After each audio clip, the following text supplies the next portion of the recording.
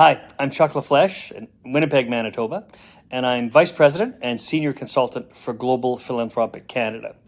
We raise money for all kinds of causes, and it wasn't a master plan, but over the last few years, I literally fell into, luckily, a number of Indigenous-related causes. One of them is an academic chair in the name of Phil Fontaine, who has been for the past 30 years probably the face for reconciliation in the country. I'm also raising some money for some private schools that are focusing on Indigenous education, and we've developed a theory or a theme called reconciliation through education.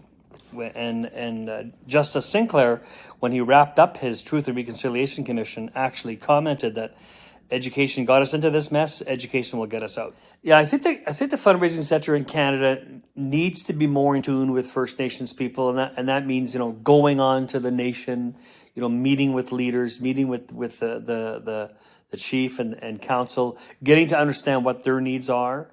I found them to be tremendous partners. The 7 sacred teachings that I have learned.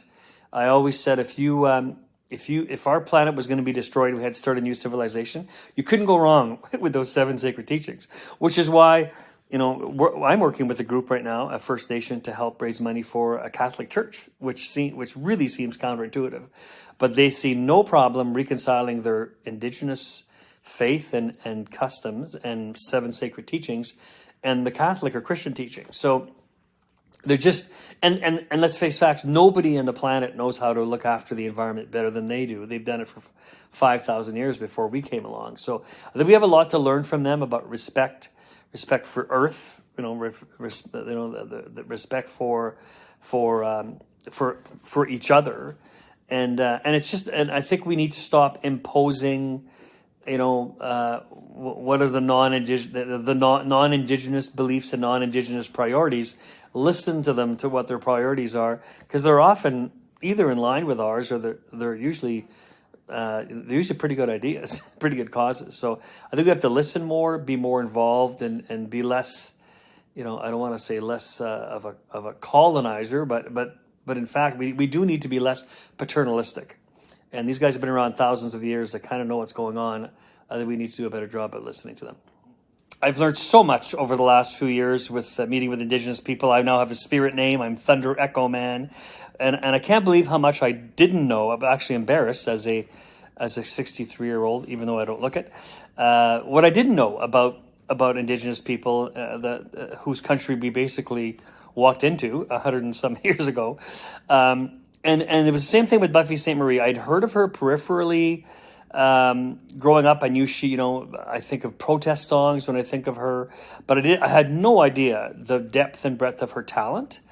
And she discovered she was adopted and was raised by a family in Maine, and then traced her roots back to Regina. And she discovered as she was a young girl that she was different, Indigenous, and her family did not they weren't opposed to Indigenous culture. They just didn't celebrate it.